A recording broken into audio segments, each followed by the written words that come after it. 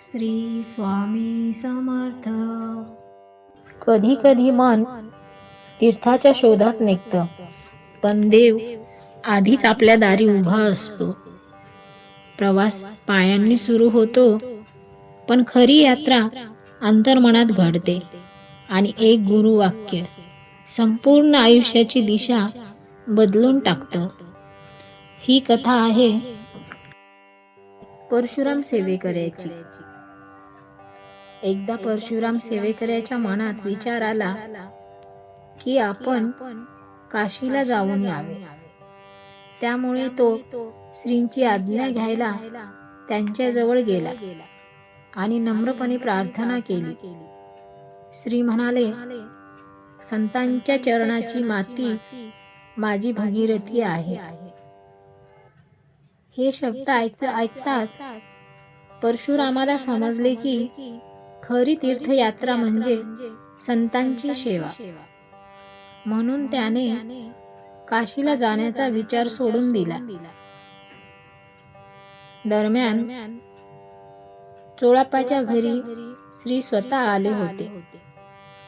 चोळाप्पा नेहमी तीर्थयात्रा करत असे आणि पिराला शेरणी वाटत असे. त्यांची कुलदैवता तुळजापूरची देवी होती. एकदा तो आपल्या कुटुंबासोबत तुळजापूर यात्रेला निघाला. त्याने बाळाप्पाला सोबत येण्यासाठी आग्रह केला, पण बाळाप्पा महाराजांचा अत्यंत निष्ठावंत भक्त होता.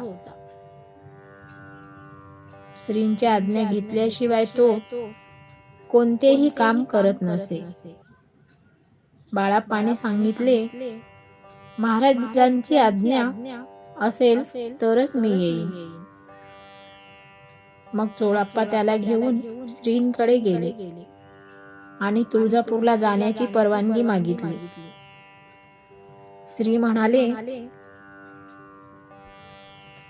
डोंगरावर चढून उकिरडे उकडायला जा. हे ऐकून बाळाप्पाला समजले की श्रींची सेवा सोडून जाण्यात काहीच अर्थ नाही, म्हणून तो गेला नाही. पण चोळाप्पा मात्र यात्रेला गेला.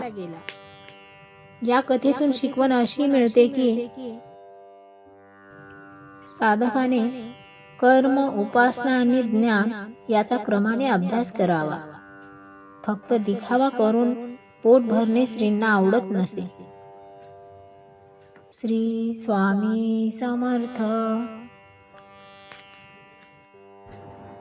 स्वामींचे शब्द कितीही कठोर असले तरी त्यांची कृपादृष्टी नेहमी त्यांच्या भक्तांवर असते.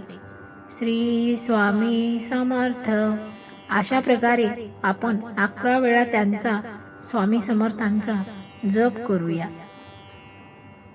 श्री स्वामी समर्थ. श्री स्वामी समर्थ. श्री स्वामी समर्थ. श्री स्वामी समर्थ. श्री स्वामी समर्थ. श्री स्वामी समर्थ. श्री स्वामी समर्थ. श्री स्वामी समर्थ. श्री स्वामी समर्थ. श्री स्वामी समर्थ. श्री स्वामी समर्थ.